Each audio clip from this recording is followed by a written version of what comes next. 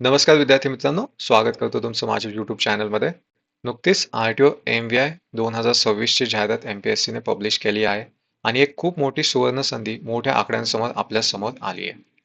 तर आर-टी-ओ एम-व्ही-आय होण्यासाठी तुम्हाला 2 टप्प्यातून जावं लागतं. पहिला टप्पा म्हणजे पूर्व परीक्षा आणि दुसरा टप्पा म्हणजे मुख्य परीक्षा.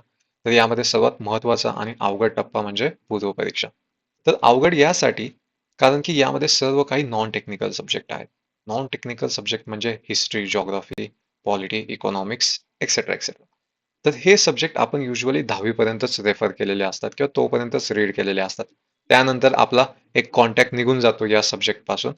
तर ऑलमोस्ट एक 6 वर्षांचा गॅप म्हणजे इंजिनिअरिंगची तुमची 4 वर्ष आणि 11वी-12वीची 2 वर्ष तर असं 6 वर्षांचा साधारणतः तुमचा गॅप पडलेला असेल या सब्जेक्टच्या बाबतीत. आणि डिप्लोमाच्या बाबतीत म्हटलं तर एक साधारणतः 3 वर्षाचा गॅप तो पडला असेल. तर पुन्हा एक 4 ते 5 वर्षानंतर आपल्याला ही पुस्तकं किंवा हा डेटा पुन्हा वाचायचा आहे. तर हा एक चॅलेंजिंग पार्ट खूप जणांना ठरू शकतो.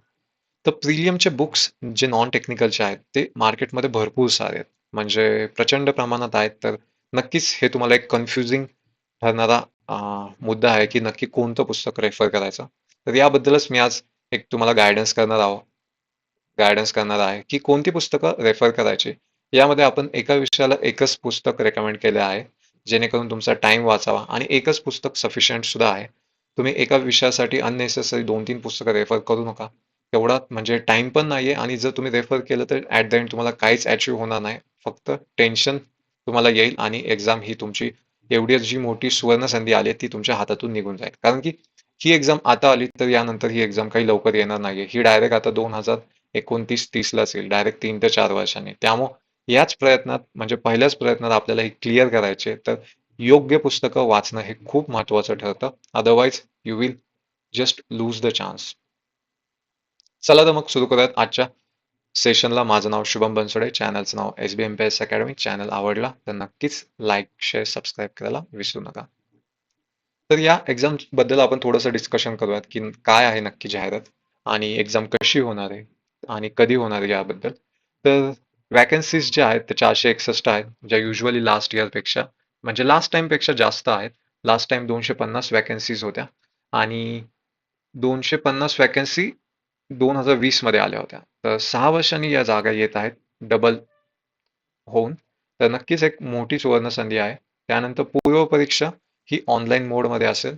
तर हा पहिल्यांदाच एक ट्विस्ट बघायला भेटतो एम-पी-एस-सी मध्ये. कारण की पूर्व परीक्षा ह्या नेहमी ऑफलाईन मोडमध्ये होत होत्या, पेन आणि पेपरमध्ये. पण फर्स्ट टाइम ही ऑनलाईन मोडमध्ये होईल. 100 मार्कांची पूर्व परीक्षा असेल. त्यानंतर मेन्स ही 300 मार्कांची असेल.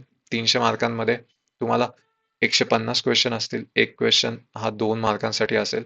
आणि पूर्व परीक्षामध्ये 100 क्वेश्चन 100 मार्कांसाठी. तिथे तुम्हाला 1 मार्कासाठी 1 क्वेश्चन असेल. मुख्य परीक्षेसाठी डबल होईल. 1 क्वेश्चन 2 मार्कांसाठी असेल. तर मेन्समध्ये पण थोडासा सिलेबस चेंज झालेला आहे. त्याचा व्हिडिओ आपण टाकलेला आहे या चॅनलवर, तर तो पण तुम्ही पाहू शकता. तर चेंज म्हणजे असं आहे, की आधी मेन्स 3 पार्टमध्ये होत होती. म्हणजे सिलेबसमध्ये 3 पार्ट होते. ए, बी, सी. ए होता तो सर्वांना कंपल्सरी होता. बी आणि सी हे चॉईसवर होते. त्यामधला तुम्ही एक चूज करू शकत होता. तर ते आता एकत्रच झालेत आणि एकच सिलेबस बनवला आहे. तर तो सिलेबसचा आपण व्हिडिओ बनवला आहे, तर तुम्ही तो पाहून घ्या. आणि कट ऑफ बद्दल सांगायचं झालं तर कट ऑफ हा तुमचा सेपरेट लागणार आहे. खूप मुलांना याबद्दल डाऊट आहे, की कट ऑफ बाकीच्या मुलांसोबत कोइन्साईड होणार आहे का? तर असं बिलकुल नाहीये. कट ऑफ बिलकुल कोइन्साईड होणार नाहीये. त्यामुळे तुम्ही बिलकुल टेन्शन घेऊ नका. कट ऑफ हा सेपरेट लागणार आहे आणि आपली एक्झाम ही 27 सप्टेंबर पासून सुरू होणार आहे. ही वेगवेगळ्या शिफ्टमध्ये एक्झाम होईल. तर 27 सप्टेंबर ही तुमची डेट आहे. आज नाही म्हटलं तरी तुमच्यासमोर एक साधारणतः 90 दिवस आहेत. तर नक्कीच 90 दिवसांमध्ये एक चांगली प्रिपरेशन होऊ शकते. तर एक टोटल 7 सब्जेक्ट आहेत. हिस्ट्री, जिओग्राफी, पॉलिटी, इकॉनॉमिक्स, त्यानंतर सायन्स, करंट अफेअर आणि मॅथ्स आणि रिझनिंग.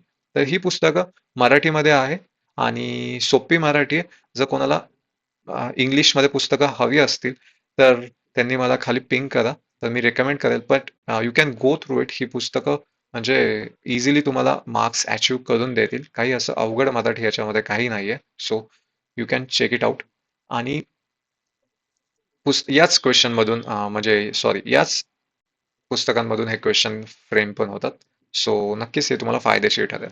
हिस्ट्रीसाठी मी तुम्हाला रेकमेंड करेल समाधान महाजन सरांचं बुक आहे, तर ते तुम्ही रेफर करा. जिओग्राफीसाठी महाराष्ट्राचं भूगोल एक पुस्तक येतं सौदी सरांचं, ते तुम्ही रेफर करा. पॉलिटिक्ससाठी एकदम फेमस पुस्तक आहे एम लक्ष्मीकांत सरांचं, ते तुम्ही रेफर करू शकता. एम लक्ष्मीकांत तुम्हाला इंग्लिशमध्ये पण भेटेल. त्यानंतर पुस्तकांची यादी पूर्ण करण्याआधी मी तुम्हाला एक सांगू इच्छितो की मी एक मेंटॉरशिप पण प्रोव्हाइड करतो RTO MBAच्या स्टुडंटसाठी. कारण की याआधी मी या एक्झाम क्लिअर केलेल्या आहेत आणि पूर्वपरीक्षा क्लिअर करायचा माझा एक अनुभव पण आहे. तर कोणत्या पार्टवर फोकस जास्त करायचा, कारण की ही पुस्तकं मोठी आहेत आणि एक्झामसाठी एवढं काही वाचायची गरज पण नाही लागत. म्हणजे 20 टॉपिक मधले फक्त तुम्हाला 10 ते 10 टॉपिकच महत्त्वाचे असतात किंवा त्यामध्ये पण एकदम क्रिस्प डेटाच फक्त महत्त्वाचा असतो. तर हा अनुभव मी तुमच्यासोबत शेअर करेल. एक ट्रिक्स तुमच्यासोबत शेअर करेल, की बाकीच्यांपेक्षा मार्क्स कसे जास्त आणायचे. तर नक्कीच तुमची पूर्वपरीक्षा ही इझिली क्रॅक होईल आणि ही संधी एकदाच आहे म्हणजे सांगायचं झालं तर. कारण की हे RTOचे पेपर हे काय सारखे प्रत्येक वर्षी होतच नाही. तुम्ही आत्ताच बघू शकता की ही ॲड ऑलमोस्ट 6 वर्षांनी आली. नेक्स्ट टाइम ही ॲड साधारणतः 4 ते 5 वर्षांनी नक्की येईल. म्हणजे डायरेक्ट 2030 मध्ये वगैरे. तर दिस इज फर्स्ट अँड लास्ट. आत्ताच जर तुम्ही पास झाला तर ठीक, पूर्वपरीक्षा अदरवाईज म्हणजे तुम्ही सोडून द्या म्हणजे RTOचं स्वप्न. तर नक्कीच हे स्वप्न पूर्ण करण्यासाठी मी तुम्हाला मदत करेल एक पूर्वपरीक्षेसाठी. तर ही पूर्वपरीक्षेसाठी ही मेंटरशिप आहे. तर त्याची लिंक मी खाली कमेंट सेक्शनमध्ये दिली आहे. ती तुम्ही चेकआउट करा. एक शॉर्ट आहे. त्यामध्ये इन्फॉर्मेशन आहे की पेमेंट कुठे आणि कसं करायचं. तर ते तुम्ही इंटरेस्टेड असाल तर बघू शकता. नेक्स्ट बघूयात. जो इकॉनॉमिक्स आहे, तर ते त्यासाठी तुम्हाला इकॉनॉमिक्ससाठी किरण देसले सरांचं पार्ट 1 हे पुस्तक रेफर करायचं आहे. किरण देसले सरांचे पार्ट 1 आणि पार्ट 2 दोन पुस्तकं येतात. तर पार्ट 1 त्यातलंच तुम्हाला रेफर करायचं आहे. त्यानंतर नेक्स्ट आहे मॅथ्स आणि रिझनिंग. मॅथ्स आणि रिझनिंगसाठी फेमस पुस्तक RS अगरवाल तुम्हाला रेकमेंड करतोय मी. तुम्ही तेच पुस्तक कंटिन्यू करा जे तुम्ही युजुअली 4th इयरला वगैरे प्लेसमेंट ड्राईव्हसाठी वगैरे यूज केलं असेल. बाकी दुसरं काही म्हणजे खूप काही अवघड येत नाही aptitude. So you can go through RS Agarwal. त्यानंतर सायन्सबद्दल बोलायचं झालं तर 7वी, 8वी, 9वी, 10वीची पुस्तकं तुम्ही रेफर करा. ही तुम्हाला ऑनलाईन पण भेटून जातील बालभारतीच्या वेबसाईटवर महाराष्ट्राच्या. आणि सर्वात शेवटचा जो विषय आहे तो म्हणजे करंट अफेअर. त्यासाठी सिम्प्लिफाईड पब्लिकेशनचं बालाजी सुरने सरांचं पुस्तक येतं, ते तुम्ही रेफर करू शकता. तर ही अशा प्रकारे ही 7 पुस्तकं होती. या पुस्तकांच्या बाहेर तुम्ही काही म्हणजे दुसरे फाफट पसारा करत बसू नका. अननेसरी तुमचा टाइम निघून जाईल. येणाऱ्या परीक्षांसाठी तुम्हाला खूप साऱ्या शुभेच्छा. आणि जर तुम्हाला मेंटॉरशिप पाहिजे असेल तर त्याची लिंक खाली कमेंट सेक्शनमध्ये आहेच. तर ते तुम्ही पाहू शकता. धन्यवाद.